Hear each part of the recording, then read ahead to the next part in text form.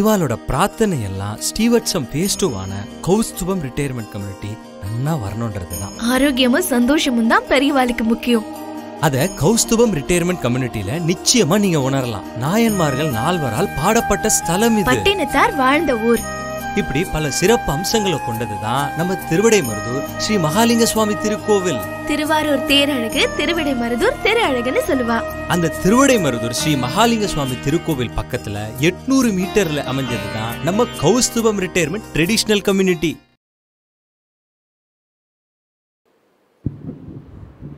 நமஸ்காரம்.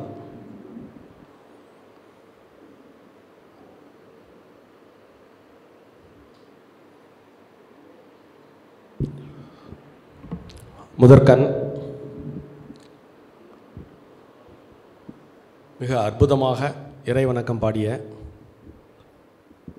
பவதாரணிக்கு வாழ்த்துக்கள்.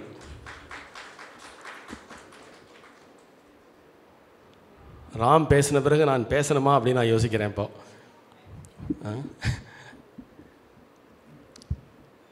ரொம்ப சுருக்கமாக மிக அற்புதமாக சப்தமாதர்களுடைய முக்கியத்துவத்தை வராக புராணத்தில் வந்த ஒரு கதையை கொண்டு எளிமையாக நமக்கெல்லாம் புரியும் வண்ணம் சொல்லி, இந்த விஸ்மயம் அப்படிங்கிற இந்த ஆர்கனைசேஷனுடைய இன்டென்ஷன் என்ன அப்படிங்கிறத ரொம்ப சுருக்கமாக சொல்லியிருக்கார். அந்த சுருக்கமாக சொன்னாலும் அடர்த்தியாக இருந்தது அவருடைய அந்த நோக்கம்.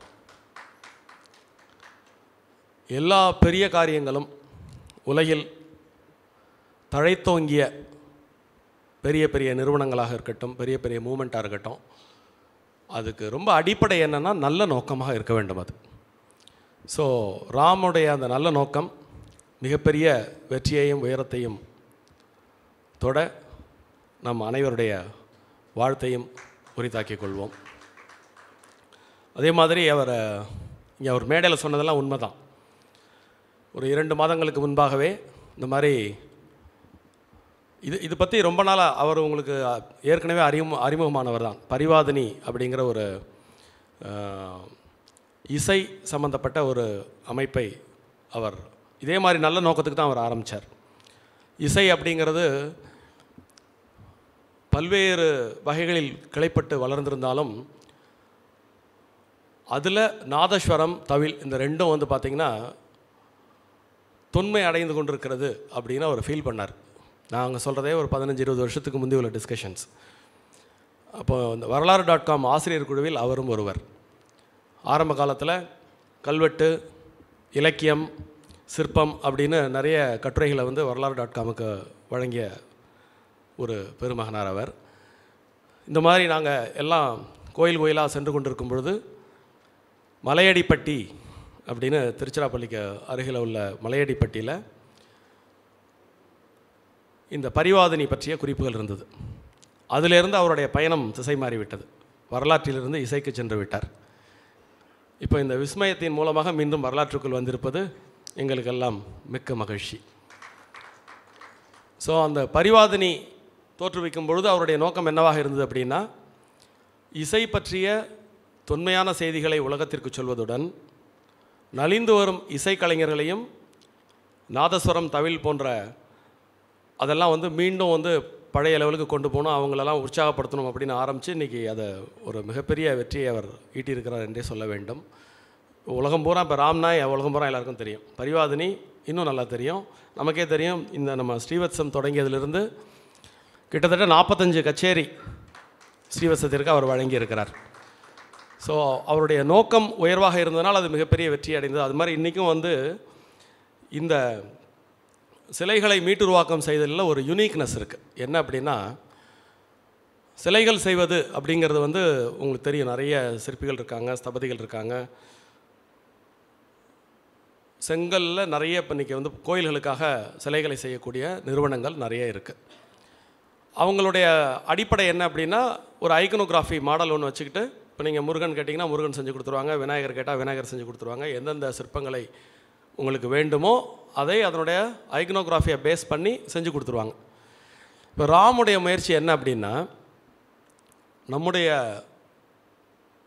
இந்த பாரம்பரியம் இதெல்லாம் எங்கேருந்து வருது அப்படின்னா கோயில் கலையிலேருந்து வருது. இந்த கோயில் கலையை நம்ம அடிப்படையாக பார்க்கும்பொழுது 3 விதமான கட்டுமானங்கள் இருக்குது. குடைவரை, உருகல் தளி மற்றும் கட்டுமான தளிகள் அப்படின்னு 3 விதமான தளிகள் இருக்கின்றன. அதில் குடைவரை காலத்திலிருந்தே சப்தமாதர்களுடைய இருப்பை நாம் பார்க்க முடிகிறது. இதில் பங்களிப்பு பல்வேறு விதமான டைனாஸ்டிஸ் பங்களிச்சிருப்பாங்க. உதாரணமாக தமிழ்நாட்டில் வந்து பல்லவர்கள், பாண்டியர்கள், சோழர்கள், சிற்றரசர்களை வந்து முத்தரையர்கள் அப்படிங்கிற ஒரு கிளான், இவங்கெல்லாம் வந்து பார்த்திங்கன்னா எல்லா விதமான கோயில்கள்லேயும் விதவிதமாக இந்த சப்தமாதர்கள்லேருந்து மற்ற உருவங்கள் எல்லாம் பண்ணியிருப்பாங்க. அதெல்லாம் வந்து ரொம்ப அழகாக இருக்கும். சப்தமாதர்களே நீங்கள் எங்கள் தமிழ்நாட்டை எடுத்துக்கிட்டிங்கன்னா காஞ்சிபுரம், மகாபலிபுரத்துலேருந்து தெற்க வந்து திருப்பரங்குன்றம் வரைக்கும் நீங்கள் என்டையராக நீங்கள் பார்க்கலாம். ஒவ்வொன்றும் ஒவ்வொரு விதமான அழகு. ஐக்கனோகிராஃபியில் அது வந்து ஒன்றிணைந்தாலும் ஒவ்வொரு கோவிலில் உள்ளதும் யூனிக்காக இருக்கும். ஸோ இப்போ ராமுடைய முயற்சி என்ன அப்படின்னா அதில் எது அழகு அப்படிங்கிறத தெரிஞ்சுக்கிட்டு காலத்துக்கு முன்னாடி போக போக போக ஒரு அழகு அதிகம். குறிப்பாக இந்த பர்டிகுலர் சப்த மாத்திரிகா வந்து திருச்சிக்கு பக்கத்தில் உள்ள திருநெடுங்கலம் அப்படின்னு ஒரு Aditya period temple. am I right? So கிட்டத்தட்ட 9ஆம் நூற்றாண்டை சேர்ந்த ஒரு படைப்பு. அதை ஃபோட்டோஸ் எடுத்து 3D பிரிண்ட் பண்ணி அது மாதிரியே மீட்டுருவாக்கக்கூடிய ஒரு முயற்சி. ஸோ இப்போ சப்த மாத்திரிகாஸ்னால் இவர் இப்போ இன்றைக்கி திருநெடுங்கலம் பண்ணியிருக்கார், நாளைக்கு திடீர்னு மாமல்லபுரத்தை பண்ணலாம். ஸோ சப்த மாத்திரிகாஸ்லேயே பல வெர்ஷன்ஸ் வந்து அவரால் கொடுக்க முடியும். ஸோ இந்த மாதிரி ஒரு முயற்சி அப்படிங்கிறது வந்து மிகவும் புதுமையான முயற்சி. மிக முக்கியமாக அடியேன் கருதுவது வரலாற்றை மக்களுக்கு கடத்தக்கூடிய ஒரு பெரிய முயற்சி. அந்த அவருடைய உயர்ந்த முயற்சியை உங்களுடைய ஆசீர்வாதத்துடன் தொடங்க வேண்டும் என்று நினைத்த அவருடைய எண்ணத்திற்கு மனமார்ந்த நன்றிகள் உரித்தாக நிற்க. இன்றைக்கி வந்து இங்கேயே அவர் பல புதுமைகளை நிகழ்த்தவிருக்கிறார். அவருடைய பெயர் நீங்கள் பரிவாதினின்னு ஒன்று பார்த்தோம். அதில் இந்த விஸ்மயம் அப்படிங்கிற முத்திரை பற்றி அவர் ஏற்கனவே சொல்லிட்டார். விஸ்மயம் என்பது ஆச்சரியப்படுதல். ஆச்சரியப்படுறதுலே அதுக்கு ஒரு பெரிய குறியீடு என்ன அப்படின்னா, பாரதியார் சொன்னார்ல, பெரிதினும் பெரிதுகள். அந்த மாதிரி இதை தாண்டின ஒரு ஆச்சரியம் உலகத்தில் இல்லை அப்படின்னு நினைக்கிற ஒரு விஷயத்துக்கு பயன்படுத்தக்கூடிய ஒரு முத்திரையாக அந்த விஸ்மய முத்திரை வந்து பெரியவர்களால் போர்ட்ரேட் செய்யப்பட்டிருக்கிறது. அதையும் யோசித்து அந்த நிறுவனத்திற்கு விஸ்மயம் அப்படின்னு ஒரு பேர் வச்சதுக்கு அவருக்கு ஒரு வாழ்த்துக்கள். பின்னாடி எல்லாரும் விஸ்மயத்தில் உள்ள சிலை எப்பேற்பட்டதுன்னு அவங்க அந்த விஸ்மய முத்திரையை பிடிக்கிற அளவுக்கு ஒரு மிகப்பெரிய வளர்ச்சியை அவர் எட்டட்டும் என்று கூறிக்கொள்கிறேன். அதே மாதிரி நீங்கள் பாருங்கள், ஒன்றுலேயும் அவர் ஒரு வாய்ப்பை ஒரு சின்ன பொண்ணு +2 படிச்சுட்டு இருக்கான். இங்கே வந்து அவளுடைய திறமையை உலகத்துக்கு வெளிச்சம் போட்டு காமிச்சிருக்கார். அடுத்ததாக இன்றைக்கி ஒரு கச்சேரி ஒன்று நடக்க போகிறது. அதில் இதுவரைக்கும் இல்லாமல் வரலாற்றில் முதல் முறையாக சப்த மாதர்களுக்கான கிருதியை அவர்களே எழுதி அதை இங்கே நமக்கு வாசித்து காமிக்க போகிறாங்க. அவருடன் பேசி கொண்டிருந்த பொழுது இன்று நமக்கு அந்த கச்சேரி செய்ய போகிறவங்க வந்து பார்த்திங்கன்னா, ராம் பற்றி உங்களுக்கு எல்லாருக்கும் தெரியும், நான் பெருசாக சொல்ல வேண்டியதில்லை, இசையில் அவருடைய ஞானம். ஸோ அவர் வந்து ஒருத்தரை வந்து இவங்க தான் ஃப்யூச்சரில் வந்து டாப்பர்ஸாக வரப்போகிறாங்க அப்படின்னு என்னோட 1 to 1 பகிர்ந்து கொண்டார். அதனால் அவங்க இங்கே உட்காந்துருந்தாக்க இதை நல்லா நோட் பண்ணிக்கணும் அவங்க. அதற்கு பிறகு சப்த மாதர்கள் இல்லையா, இந்த 7 தெய்வச் சிலைகளையும் சாதனைகள் புரிந்த 7 பெண்மணிகள் வெளியிட வேண்டும் அப்படின்னு அவர் ஆசைப்பட்டார். அப்புறம் அவருடைய நட்பு வட்டாரத்திலிருந்து ஒரு 3 பேரும், ஸ்ரீவசத்திலிருந்து ஒரு 4 பேருமாக அந்த 7 பேர் வந்து அதனை வெளியிடலாம் அப்படின்னு முடிவு பண்ணி, ஸ்ரீவசத்துலேருந்து ஒரு 4 பேர், உங்களில் 4 பேர், அவங்க அந்த 7 பேர் யாரெல்லாம் வந்து இன்றைக்கி அதை லான்ச் பண்ண போகிறாங்க அப்படிங்கிறத நான் வாசிச்சுட்றேன். ஸ்ரீமதி மீனா சங்கர், ஸ்ரீமதி சாந்தா கிருஷ்ணமூர்த்தி, ஸ்ரீமதி சுதா ரங்கராஜன், ஸ்ரீமதி டாக்டர் பிரீத்தி சந்திரமோகன், ஸ்ரீமதி டாக்டர் ரமா பார்த்தசாரதி, ஸ்ரீமதி ஜெயா கணபதி, இந்த 7 பேரும் இன்றைக்கி வந்து இந்த 7 சிலைகளை வந்து வெளியிடுவார்கள். அதான் இன்றைக்கி அதுக்கு பிறகு இந்த கர்நாடிக் கான்சர்ட் பை வித்வான் சின்னமனூர் டாக்டர் விஜய் கார்த்திகேயன். ஸோ அவருடைய டீம் வந்து இப்போது இந்த நிகழ்ச்சி இனாகுரல் ஃபங்க்ஷன் முடிஞ்ச உடனே நமக்கு ஒரு ஸ்பெஷல் இன்னிசை நிகழ்ச்சி வழங்க போகிறாங்க. அதில் வரலாற்றில் முதல் முறையாக உருவாக்கப்பட்ட சப்த மாத்ருகா கிருதீஸ் வந்து வாசிக்கப்படும். ஸோ எண்ணிய முடிதல் வேண்டும், நல்லவே எண்ணல் வேண்டும், திண்ணிய நெஞ்சம் வேண்டும், தெளிந்த நல் அறிவு வேண்டும் என்ற பாரதியின் வரிகளை தியானித்து ஒரு அருமையான காலைப்பொழுது, தெய்வீகமான காலைப்பொழுது, இந்த காலைப்பொழுதிலே ஒரு அற்புதமான நிகழ்ச்சியில் சப்த மாத்ரிகாஸ் அப்படிங்கிற ஒரு தலைப்பில் உங்களுடன் இணைந்து சிந்திக்க கிடைத்த ஒரு பெரு வாய்ப்பாக இந்த வாய்ப்பை வழங்கிய ராமுக்கு நன்றி கூறி உரையை துவக்குகிறேன். இதை நான் ஒரு வாய்ப்பாக தான் கருதுகிறேன். வரலாறு அப்படிங்கிறது ரொம்ப பிரம்மாண்டமானது. நம்முடைய அன்றாட வாழ்வில் பொதுவாக அரசியல்வாதிகள்லாம் கூட சொல்லுவாங்க, இன்றைய நிகழ்வு நாளைய வரலாறு அப்படிம்பாங்க. சாதாரண நிகழ்ச்சிக்கும் வரலாற்றுக்குமான வித்தியாசம் என்ன அப்படின்னா, அது ஏற்படுத்தக்கூடிய தாக்கம் பொது வாழ்விலும் சமுதாய வாழ்விலும் பெரும் கால நிரலிலும் அது ஏற்படுத்தக்கூடிய தாக்கத்தை பொறுத்து வரலாற்றிலே சிறந்த நிகழ்ச்சிகள் முக்கியத்துவம் பெறுகின்றன. அந்த வகையில் இந்தியா அப்படிங்கிற ஒரு பெரும் நாட்டில் உலகளவில் ரிலிஜன் அப்படிங்கிறது இருக்குது. அங்கங்கே ஒவ்வொரு பிராந்தியத்திலும் அவர்கள் வணங்கக்கூடிய தெய்வங்கள், கடைபிடிக்கக்கூடிய மரபுகள் இதெல்லாம் தொடர்ந்து கல்ச்சராகி அது தொடர்ச்சியாக முகிழ்ந்து வருகிறது. இந்தியாவினுடைய தொன்மை அப்படின்பது பல விஷயங்களை ஒன்றடக்கியது. அதுதான் இந்தியாவுடைய தனித்துவம். அது என்ன அப்படின்னா, வெறுமனே ஒரு வழிபாடு சார்ந்ததாக அது இருக்காது. வரலாறு, கலை, இலக்கியம், பண்பாடு, சமயம், இது எப்பொழுதுமே ஒன்றோடு ஒன்று பின்னி பிணைந்து கொண்டு வரலாற்று நெடுகிலும் பயணிப்பதை, அந்த அதிசயத்தை இந்தியா உள்ளே அடக்கியிருக்கிறது அப்படிங்கிறது தான் எங்கள் போன்றவருடைய அவதானிப்பு. அது வேகமாக வளர்ந்து வரும் விஞ்ஞானத்தின் சத்தத்தில் கரைந்து காணாமல் போய்விடக்கூடாது அப்படிங்கிற ஒரு கவலையிலும் நாங்கள்லாம் அப்பப்போ இந்த மாதிரி ஏதாவது பண்ண ஆசைப்படுறோம். ஸோ சப்த மாதர்கள் அப்படிங்கிற ஒரு இந்த வழிபாடு எங்கிருந்து தோன்றியது அப்படிங்கிறத ஒரு வராக புராணத்தை வச்சு சொல்லிட்டார் அவர். புராணங்கள்லேயே வந்து பார்த்திங்கன்னா மத்ஸ்ய புராணம், வராக புராணம், அக்னி புராணம்,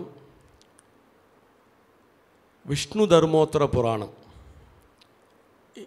இத்தனை புராணங்கள்லேயும் சப்த மாதர்களை பற்றின ரெஃபரன்சஸ் வருது. அதே மாதிரி மகாபாரதத்தில் முதன்முறையாக சப்த மாதர்கள் பற்றின ரெஃபரன்ஸ் வருது. வரலாற்று ரீதியாக பார்த்தா எப்போ முதல்ல சப்த மாதர்களுடைய வழிபாடு வந்தது அப்படின்னு நம்ம பார்த்தோம்னா, வரலாறு அப்படின்னு நீங்கள் பியூராக சயின்ஸ் படி பார்த்தா சிந்து சமவெளி நாகரிகத்தில் அதிலிருந்து கிடைச்ச தொன்மங்களில் ஒரு நாணயத்தின் பின்பகுதியில் 7 பெண்கள் வீற்றிருக்கக்கூடிய ஒரு காட்சி வருகிறது. இந்த வரலாறை 2 விதமாக வரலாற்று ஆய்வாளர்கள் பார்ப்பார்கள். வேதகால நாகரிகம், சிந்து சமவெளி நாகரிகம் ரெண்டும் வந்து பார்த்திங்கன்னா இதனுடைய காலம் தொடர்ந்து ஒரு டிபேட்டுக்குள்ளே இருந்துகிட்டே இருக்கும். எது முன்னாடி எது பின்னாடி அப்படிங்கிற டிபேட் இன்னும் முடியல. ஒரு சாரார் வேதகால நாகரிகம் வந்து கிமு 5000க்கும் 3000க்கும் உட்பட்டது அப்படின்னு சொல்கிறாங்க. இன்னொரு சாரார் வந்து 1500க்கும் கிபி 1ஆம் நூற்றாண்டுக்கும் உட்பட்டது, அல்லது 500க்கும் 1500க்கும் இடைப்பட்டது அப்படின்னு சொல்கிறாங்க. அந்த வகையில் இந்த பின்னாடி சொல்கிறவங்களுடைய கூற்று உண்மை என்று எடுத்துக்கொண்டால் சிந்து சமவெளி நாகரிகம் முன்னாடி வருகிறது.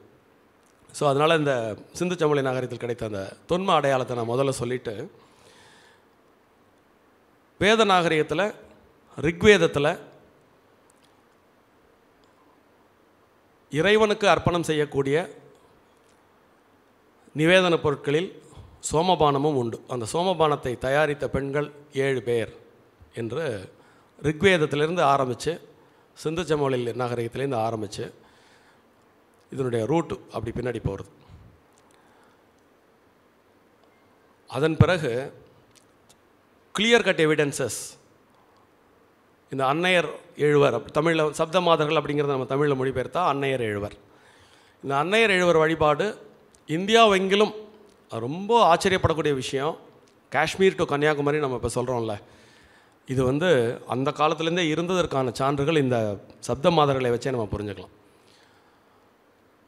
கிபி 1 நூற்றாண்டில் குஷானர்களுடைய காலகட்டத்திலேயே முதன்முறையாக பலகை சிற்பங்களாக சப்த மாதர்களுடைய சிற்பங்கள் தோன்ற ஆரம்பித்தது.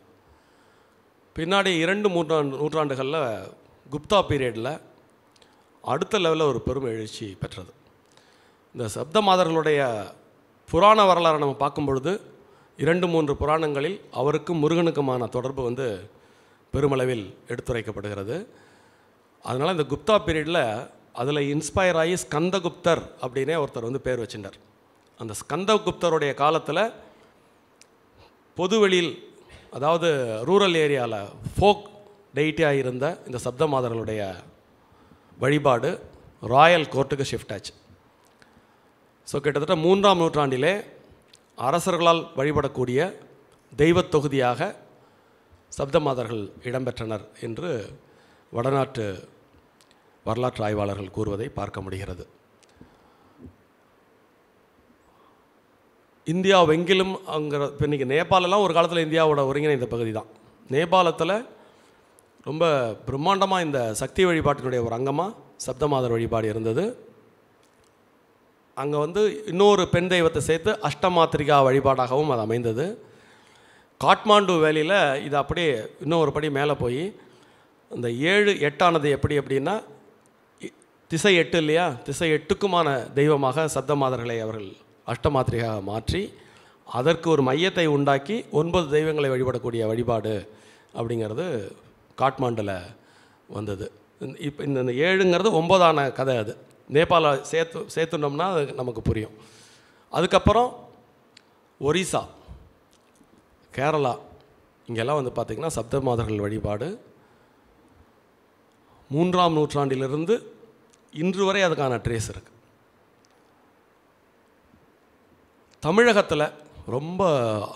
தமிழகத்தில் உள்ள இந்த சப்த மாதர்களுடைய வரலாறு ரொம்பவும் ரசிக்கத்தக்கதாக இருக்கும். அதனுடைய அந்த டிரான்ஸ்ஃபர்மேஷன் அப்படிங்கிறது பார்த்திங்கன்னா தமிழகத்தை பொறுத்தளவில் வரலாற்றை அறிவதற்கு பல்வேறு விதமான ரிசோர்ஸஸ் இருக்குது. அதில் ப்ரைமரி ரிசோர்ஸஸ் அப்படின்னு நம்ம பார்க்குறது தொல்காப்பியம் மற்றும் சிலப்பதிகாரம் என்ற 2 பெரும் காப்பியங்கள். தொல்காப்பியத்தில் இல்லாத விஷயமே கிடையாது. தமிழுக்கு இலக்கணம் வகுத்ததாக இருக்கட்டும், வாழ்வியலை ஒவ்வொரு கட்டமாக படம் பிடித்து காட்டுவதாக இருக்கட்டும், நிலங்களை பிரித்து 5 வகை நிலங்களை நமக்கு அறிமுகப்படுத்துவதாகட்டும், இந்த சமயம் மற்றும் வழிபாடு இதனுடைய ஆரிஜின், அப்புறம் ப்ராசஸ், வளர்ச்சி, இது போன்ற தன்மைகளாக இருக்கட்டும், இவை எல்லாவற்றையும் உள்ளடக்கிய ஒரு பெரும் இலக்கியமாக தொல்காப்பியம் கருதப்படுகிறது. ஸோ தொல்காப்பியம் 2 நிலைகளை பதிவு செய்கிறது. நம்முடைய மனித வாழ்வியல் முதலில் வேட்டுவ சமுதாயமாக இருந்து பின்பு வேளாண் சமுதாயமாக மாற்றம் பெற்ற அந்த டிரான்சிஷனை அழகாக பதிவு செய்யக்கூடிய ஒரு பெரும் இலக்கியமாக தொல்காப்பியம் விளங்குகிறது. ஏன் இந்த இடத்துல சொல்கிறேன் அப்படின்னா, தோற்றுவாய், சப்த மாதர்களுடைய தோற்றுவாய் தெரிஞ்சுக்கிறதுக்காக நான் சொல்ல வரேன். ஒன்றிலிருந்து ஏகம் அநேகம் அப்படிங்கிறது நம்ம அத்வைத தத்துவத்தினுடைய ஒரு ஸ்லோகன். ஏகமாகி நின்றது தான் அநேகமாக மாற்றம் பெற்றது அப்படின்னு. அதனால் தொல்காப்பியத்தில் வேட்டுவ சமுதாயத்திலிருந்து வேளாண் சமுதாயம் மாற்றம் பெற்ற காலத்தில் மனிதர்கள் வழிபட்ட பெண் தெய்வமாக கொற்றவை இடம்பெறுகிறாள். ஸோ கொற்றவை வழிபாடு அப்படிங்கிறது தான் ஆரம்பத்தில் இருந்தது. தொல்காப்பியத்திற்கு பிறகு அடுத்து வந்து பார்த்திங்கன்னா நம்முடைய சமயம், இலக்கியம், வரலாறு இதை எல்லாத்தையும் நாடி பிடிச்சி பார்க்குறதுக்கு நமக்கு இருக்கக்கூடிய இன்னொரு பெரிய ரிசோர்ஸ் சிலப்பதிகாரம். சிலப்பதிகாரம் வந்து இந்த தொல்காப்பியத்திலிருந்து அடுத்த கட்டத்துக்கு நகருது. சிலப்பதிகாரத்தில் கொற்றவை பற்றியும் வருகிறது. உமை, சிவனின் மனைவியாக உமை முதலில் நமக்கு ஒரு ரெஃபரன்ஸாக கிடைக்கக்கூடிய ஒரு பெரும் காப்பியம் எது என்றால் சிலப்பதிகாரம். அதே மாதிரி கொற்றவை யார் அப்படிங்கிறத துளி கூட சந்தேகம் இல்லாமல், கொற்றவை என்பது ஒரு தனி தெய்வமா அல்லது சிவனின் மனைவி தானா அப்படிங்கிற ஒரு கேள்வி நிறைய பேருக்கு எழும். அந்த கேள்விக்கு ஐயம் திரிபார சிலப்பதிகாரத்திலே விடையிறுத்தப்பட்டிருக்கிறது. அதாவது வடக்கிற்கும் தெற்கிற்குமான ஒரு ரிலேஷன்ஷிப், ஒரு கலாச்சார தொடர்பு, ஒன்றை ஒன்று ஏற்றுக்கொண்டு புதிதாக மாற்றம் பெறுவது அப்படிங்கிற ஒரு வடக்கிலிருந்து வந்த சமயமும் இங்கே ஏற்கனவே இருக்கக்கூடிய சமயமும் ஒன்றுடன் ஒன்று இணைந்து புதிய ஒன்றாக மாற்றம் பெறக்கூடிய ஒரு காலகட்டத்தை சிலப்பதிகாரம் தெள்ள தெளிவாக பதிவு செய்கிறது. சிலப்பதிகாரத்திலே உமையும் சிவனுடைய மனைவியாக நமக்கு அடையாளம் காட்டப்படுகிறார். கொற்றவையும் மாதொரு பாகனாய் வேதங்கள் விதந்தோத்த என் முன்னே நிற்கிறாய் அப்படின்னு ஒரு வேட்டுவன் பாடுவது போல சிலப்பதிகாரத்திலே கொற்றவையை சிவனின் மனைவி என்று தெளிவாக பதிவு செய்திருக்கிறார். அதே சிலப்பதிகாரத்தில் அன்னையர் எழுவரின் வழிபாடும் தெள்ள தெளிவாக பதிவு செய்யப்பட்டது. ஒரு ஆச்சரியத்திலும் ஆச்சரியம், விஸ்மயம் என்றே கூறலாம். எப்படி அப்படின்னு கேட்டால், இப்போ இந்த 7 தொகுதியை நீங்கள் கவனமாக பார்த்தீங்கன்னா, அதுவும் ரொம்ப சிலப்பதிகாரத்தினுடைய மாட்சிகளில் ஒன்று பிரம்மாண்டமான விஷயங்களை எளிமையான கதாபாத்திரத்தின் மூலம் வெளிப்படுத்துவது. சிலப்பதிகாரத்தில் மதுரை காண்டத்தில் வழக்குரைத்த காதை என்று ஒன்று வரும். அந்த வழக்குரைத்த காதையில் ஒரு வாயிற்காவலன் இந்த சப்த மாதர்களை நமக்கு அறிமுகப்படுத்துவான். ரொம்ப ஆச்சரியமாக இருக்கும். அவன் என்ன சொல்லுவான் அப்படின்னா, அறுவர்க்கு இளைய நங்கை அப்படின்னு ஒருத்தரை இன்ட்ரொடியூஸ் பண்ணுறான். அந்த அறுவர்க்கு இளைய நங்கை இது ஒரு சின்ன சொற்றொடர் தான். இது வரலாறை புரிந்து கொள்வதற்கும் வேறுபாடுகளை கிளியராக ஐடென்டிஃபை பண்ணி ஒருங்கிணைச்சு புரிஞ்சுக்கிறதுக்கும் இந்த ஒரு லைன் வந்து அவ்வளோ பெரிய ரோலை ப்ளே பண்ணுச்சுன்னு சொன்னால் நீங்கள் நம்பவே மாட்டீங்க. அறுவருக்கு இளைய நங்கை. யார் அந்த அறுவர்? இப்போ இந்த 7 பேர் அதில் பார்த்துட்டிங்க இல்லையா? பிராமி. இதை 2 விதமாக வரலாற்று ஆய்வாளர்களும் சமய வல்லுநர்களும் அர்த்தம் எடுத்துப்பாங்க. பிராமினா யாருன்னா பிரம்மனின் மனைவி என்று சொல்வதும் உண்டு, பிரம்மனுடைய ஆற்றல் தாங்கிய பெண்மணி என்று சொல்வதும் உண்டு. பிராமி. மகேஸ்வரி யார்? சிவனின் மனைவி. சிவனின் மனைவியோ அல்லது சிவனின் பெண் சக்தி, சிவனுடைய ஆற்றலினுடைய பெண் வடிவம் அப்படின்னு நீங்கள் எடுத்துக்கலாம். அதுக்கப்புறம் கௌமாரி, முருகனின் மனைவி. பிராமி சொல்லிட்டேன், மகேஸ்வரி சொல்லிட்டேன், கௌமாரி சொல்லிட்டேன்.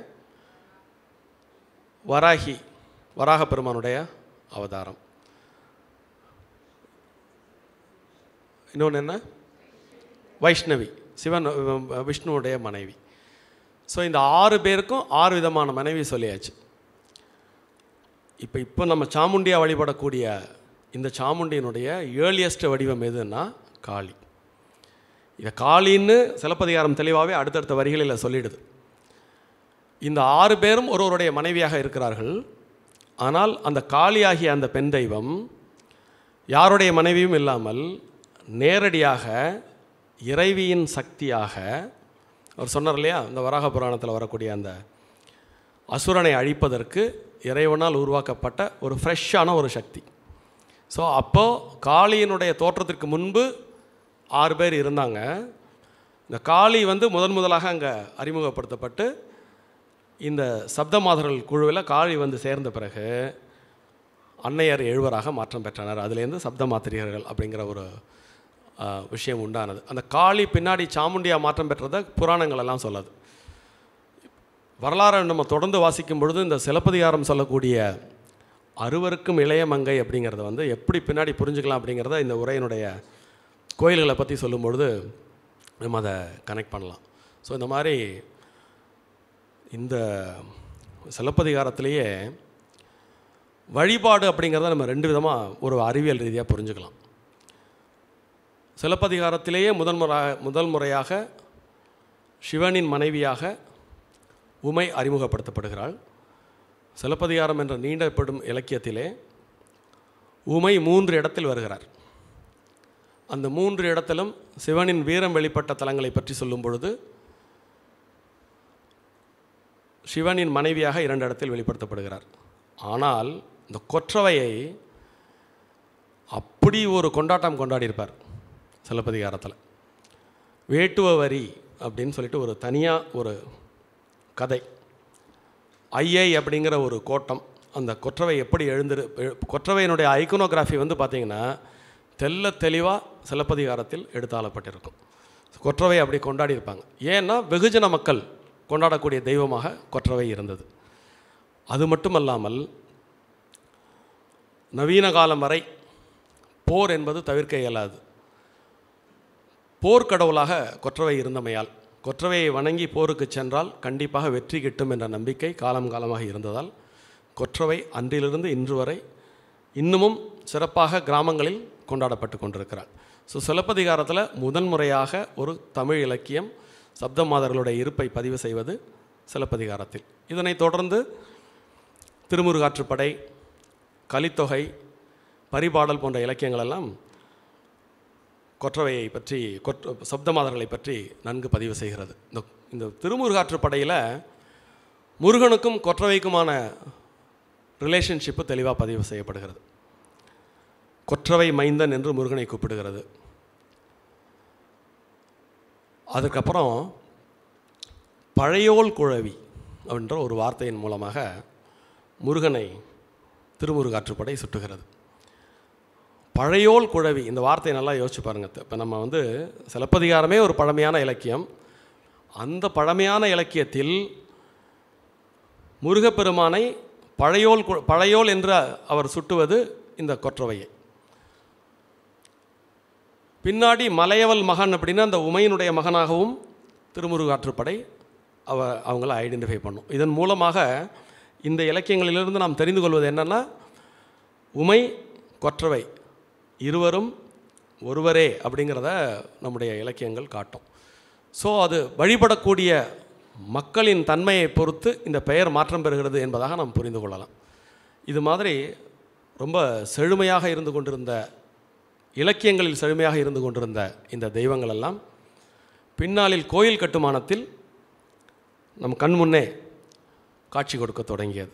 இதுவும் இந்தியா பூரா இருந்தது. வெஸ்டர்ன் கங்கா டைனாஸ்டின்னு சவுத் வெஸ்ட் ஆஃப் கர்நாடகா கிட்டத்தட்ட 350 ஏடிலேருந்து 1000 ஏடி வரைக்கும் சப்த மாதர்களை வந்து அப்படி கொண்டாடிய ஒரு வம்சம். அப்புறம் இந்த பிரதிகாரா கூர்ச்சராஸ் அப்படின்னு ஒரு டைனாசிட்டி, சாந்தலர்கள், இவங்கெல்லாம் பார்த்திங்கன்னா 8ஆம் நூற்றாண்டுலேருந்து 12ஆம் நூற்றாண்டு வரை சப்த மாதர்கள் தான் அவங்களுடைய ப்ரைமரி ஃபோக்கஸ் ஆஃப் வர்ஷிப். நேபாளத்தில் பார்த்துட்டோம், ஒரிசாவில் பார்த்துட்டோம். மேலை சாளுக்கியர்கள்னு நம்ம வெஸ்டர்ன் சாளுக்கியாஸ் இருக்காங்க. சாளுக்கியா டைனாஸ்டியில் வந்து ஒரு அதிசயமான ஒரு குறிப்பு இருக்குது. என்ன அப்படின்னா, சாளுக்கியர்களுடைய மூதாதையர்களே சப்த மாதர்கள், தே ஆர் பிளஸ்டு பை சப்த மாத்ரிகாஸ் அப்படிங்கிறத வரலாற்றில் பல இடங்களில் பதிவு பண்ணுறாங்க. சாளுக்கியா தேசத்திலும், அதாவது இன்றைய கர்நாடகா, கேவ் டெம்பிள்ஸ்லேருந்து பின்னாடி உள்ள ஸ்ட்ரக்சுரல்ஸ் டெம்பிள்ஸ்லேருந்து சப்த மாத்திரிகா தொகுதி இல்லாத இடமே இல்லைன்னு சொல்கிற அளவுக்கு ஒரு பிரம்மாண்டமான வளர்ச்சி. தமிழகத்தில் முதல் முறையாக மகேந்திரவர்மர் ஆரம்பித்து வைக்கிறார். பின்னாடி தமிழகத்தில் கிடைக்கக்கூடிய தொன்மையான சான்று, வட தமிழ்நாட்டில் கிடைக்கக்கூடிய தொன்மையான சான்று காஞ்சி கைலாசநாதர் கோயிலில் வந்து 2 இடங்களில் சப்தமாதர்களுடைய தொகுதி இருக்கிறது. அந்த ஒரு தொன்மை அப்படிங்கிற விதத்தில் தமிழ்நாட்டினுடைய வடக்கு தெற்கு 2ல் பார்த்தா பாண்டியா தேசத்தில் தான் ரொம்ப அதிகம். பாண்டிய தேசத்தில் புதுக்கோட்டையும் பாண்டிய தேசமாக கருதினால் ஒரு 5 குடைவரை கோயில்களிலே சப்தமாதர்களுடைய தொகுப்பு இடம்பெறுகிறது. குறிப்பாக திருப்பரங்குன்றம், திருக்கோலக்குடி, குன்னத்தூர், திருக்கோகர்ணம், அதன் பிறகு மலையடிப்பட்டி. மலையடிப்பட்டி முத்தரையர்கள் கால கட்டுமானமாக வரும். மீதி நான் சொன்ன 4ம் வந்து பார்த்திங்கன்னா பாண்டியர்களுடைய குடைவரை தொகுதிகள். இதில் தான் ரொம்ப இன்ட்ரெஸ்டிங்காக, இது என்னுடைய ஓன் இன்டர்பிரட்டேஷனாக கூட எடுத்துக்கலாம். ஏன்னா ராம் உட்காந்துருக்கும்போது நான் இன்னும் ஜாக்கிரதையாக பேசணும். என்ன அறுவருக்கு இளையநங்கை அப்படின்னு சிலப்பதிகாரத்தில் ஒரு வரி சொன்னேன் இல்லையா? பின்னால் வந்து புராண கதைகளில் காளி சாமுண்டியாக மாற்றம் பெறுவதை ஒரு புராணம் சுட்டும். இதை தமிழ்நாட்டிலையும் அதை ரிசம்பிள் பண்ணக்கூடிய பல செய்திகள் வருகிறது. இந்த திருப்பரங்குன்ற தொகுதி திருக்கோகர்ணத்தில் ரொம்ப அழகாக அந்த குடைவரையில்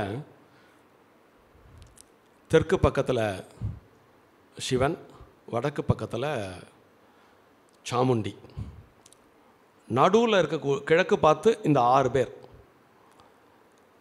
கிழக்கு பார்த்து இருக்கும். ஸோ இது மாதிரி இந்த 3 குடைவரை தொகுதிகளில் இது மாதிரி பார்க்குறோம். ஸோ இந்த அறுவருக்கு 6+1 அப்படிங்கிற இந்த கான்செப்டில் ஒரு 3 குடைவரை தொகுதிகளில் எல்லாம் பாண்டிய தேசத்தில் நம்ம பார்க்கக்கூடிய ஒரு வாய்ப்பை கிடைக்குது. இங்கே மலையடிப்பட்டியில் வரிசையாக வீரபத்திரர், கணேசர் இவரோட வரிசையாக ரொம்ப அழகாக இருக்கும். அது மாதிரி குன்றாண்டர் கோயில்லையும் வந்து அதே மாதிரி தான் இருக்கும். இன்றைக்கி காலம்பரை அவரோட பேசிகிட்டு இருக்கும்பொழுது இந்த திருநெடுங்கலத்துலேயும் அந்த வீரபத்திரர் விநாயகரோட சேர்ந்து தான் இந்த அன்னையர் எழுவர் இருக்கிறார்கள் அப்படிங்கிறதையும் பார்க்க முடியுது. அது ஒரு நீண்ட நெடிய ஆய்விற்கான ஒரு தகவல். அன்னையர் எழுவர் எங்கெல்லாம் இருக்கிறார்களோ அங்கெல்லாம் விநாயகரும் வீரபத்திரரும் இருக்கக்கூடிய ஒரு காட்சியையும் நம்மளால் பார்க்க முடியுது. ஸோ அந்த வகையில் சிலப்பதிகாரம் தொடங்கி அதே மாதிரி ஆகமத்துலேயும் புராணங்கள் பார்த்துட்டோம், இலக்கியங்கள் பார்த்துட்டோம், கோயில் கட்டுமானத்தில் பார்த்துட்டோம். ஆகமத்துலேயும் ஒரு 3 ஆகமங்களில் சப்தமாதர் பற்றி பேசப்படுகிறது. ஸோ இந்த சப்தமாதர்கள் அப்படிங்கிற இந்த ஒரு அன்னையர் எழுவர் கொண்ட ஒரு தொகுப்பு ஒரு வெறும் அவர் சொன்ன மாதிரி ஒரு சக்தி தான், அது பலவாக மாறி ஒவ்வொன்றும் ஒவ்வொரு தனி சக்தியாக மாறி ஒரு பொதுவான நோக்கத்தை, அதாவது பகவான் சொல்கிற மாதிரி உலகத்தில் எப்பெல்லாம் அதர்மம் தலை தொங்குகிறதோ அப்பொழுதெல்லாம் நான் ஏதேனும் ஒரு வடிவம் எடுப்பேன் அப்படின்னு பகவத்கீதையில் கிருஷ்ண பரமாத்மா சொல்கிற மாதிரி எங்கெல்லாம் அநியாயம் நடக்கிறதோ அங்கெல்லாம் அந்த அநியாயத்தின் தன்மைக்கேற்ப அதுக்கு எவ்வளோ எனர்ஜி தேவையோ, என்ன மாதிரி எனர்ஜி தேவையோ அந்த எனர்ஜியை வந்து அங்கே கொடுத்து அந்த அநியாயத்தை மாற்றி வாழ்வின் மேம்பாட்டிற்கு பயன்படக்கூடிய சக்தியின் வடிவங்களாகவே ஆரம்ப காலம் முதல் இன்று வரை இந்த அன்னையர் எழுவர் பார்க்கப்பட்டுள்ளனர். அந்த விதத்தில் தொன்று தொட்ட காலம் முதல் இன்று வரை மக்களின் வாழ்வை மேம்படுத்தும் அற்புதமான இந்த 7 தெய்வத்தின் தொகுதியை, குறிப்பாக திருச்சிராப்பள்ளிக்கு அருகிலுள்ள திருநெடுங்கலத்தின் சப்தமாதர்கள் இவர்கள். இந்த சப்தமாதர்கள், இப்போ அன்னையர் எழுவர்னு ஒரு வார்த்தை யூஸ் பண்ணுறோம், சப்தமாதர்னு ஒரு வார்த்தை யூஸ் பண்ணுறோம், இந்தியா பூரா சப்தமாதர்கள் யூஸ் பண்ணுறோம். அந்த சப்தமாதர்கள் தான் இவர்களா அப்படின்னு ஒரு டவுட் வரலாம். அந்த டவுட்டை கிளியர் பண்ணுறதுக்கும் கல்வெட்டு உதவிக்கு வருது. திருச்சி பக்கத்தில் ஆலம்பாக்கம்னு ஒரு ஊர் உண்டு. அந்த ஆலம்பாக்கத்தில் அன்னையர் எழுவருக்காக முதலில் ஒரு தனி ஆலயம் அமைக்கப்பட்டு அந்த கோவிலில் உள்ள 9ஆம் நூற்றாண்டு கல்வெட்டு அந்த அன்னையர் எழுவரை சப்த மாதர்கள் அப்படின்னே அந்த கல்வெட்டிலேயே வருது.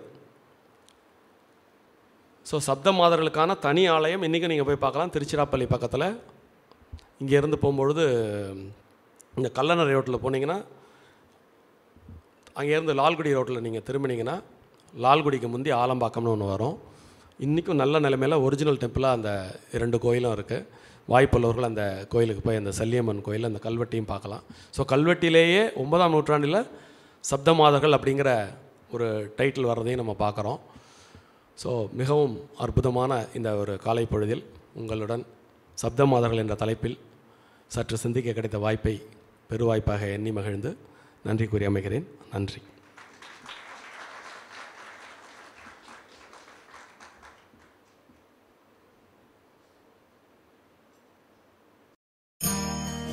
இவாளோட பிரார்த்தனை எல்லாம் ஸ்டீவர்ட்சம் பேஸ்டுவான கௌஸ்துபம் ரிட்டையர்மெண்ட் கம்யூனிட்டி நன்னா வரணுன்றதுதான். ஆரோக்கியமும் சந்தோஷமும் தான் பெரியவாளுக்கு முக்கியம். அத கௌஸ்துபம் ரிட்டையர்மெண்ட் கம்யூனிட்டியில நிச்சயமா நீங்க உணரலாம். நாயன்மார்கள் 4வரால் பாடப்பட்ட ஸ்தலம் இது. பட்டினத்தார் வாழ்ந்த ஊர். இப்படி பல சிறப்பு அம்சங்களை கொண்டதுதான் நம்ம திருவிடைமருதூர் ஸ்ரீ மகாலிங்க சுவாமி திருக்கோவில். திருவாரூர் தேரழகு திருவிடைமருதூர் திரு அழகுன்னு சொல்லுவா. அந்த திருவிடைமருதூர் ஸ்ரீ மகாலிங்க சுவாமி திருக்கோவில் பக்கத்துல 800 மீட்டர்ல அமைஞ்சதுதான் நம்ம கௌஸ்துபம் ரிட்டையர்மெண்ட் ட்ரெடிஷனல் கம்யூனிட்டி.